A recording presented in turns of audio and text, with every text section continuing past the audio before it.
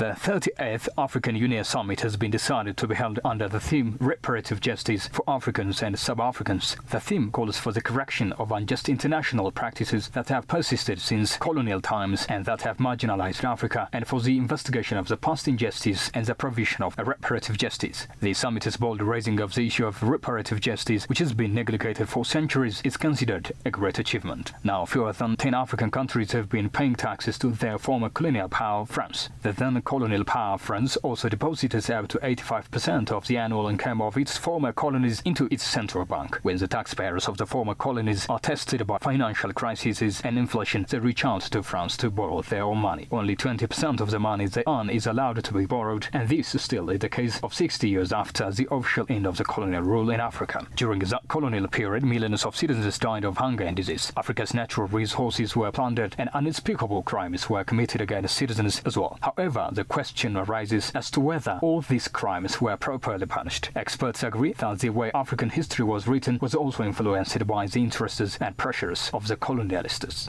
If we begin through the pages of history books, we can make sure that the history of black people begins with slavery, then follows colonial rule, while we then experiences traditional rule that is divided among small districts in certain countries. This rule among kings has been recognized for reigning over the other through war. Now it should be vehemently clear out what the role all these black people played for the world civilization. What role have all black people played in science, mathematics, engineering, and medicine? What have they contributed? Do they have ownership over the world civilization? When we ask these questions, we find out that there is no any organization that clearly identified black people's contributions, preserved the prospects, and incorporated these contributions with educational curriculum. It's recorded in historical texts that up to 100 million of the continent's precious children were taken from Africa during the 300-year black slave trade that began in the 16th century. This gives a hint for the claim that the development of Europe was built on the blood of Africans. It said that the gold coins that were minted in Europe originated in West Africa. A large number of works of art and artifacts from the continent were also taken to Europe.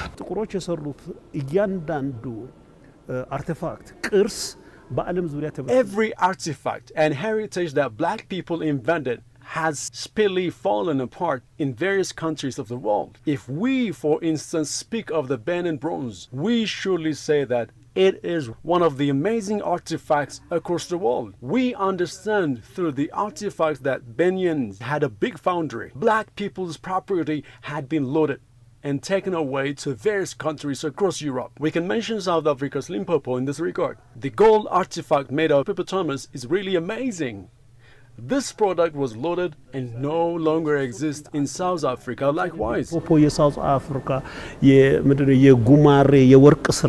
ተአምረኛ ነው ያ እንደዚሁ በዛ ደረጃ ይሰራ የነበረው ተዘርፎ ሄዷል Consider over these injustices and questions of compensation resulted in a serious political scandal. A country would be plunged into various conflicts and the leader of that country could be forced to resign from power in a coup if questions are over injustices. African leaders have as a result chosen to remain silent. The African Union Summit, however, has taken up this issue boldly as it has decided to hold the summit under the theme Restorative Justice for the Africans and Sub-Africans.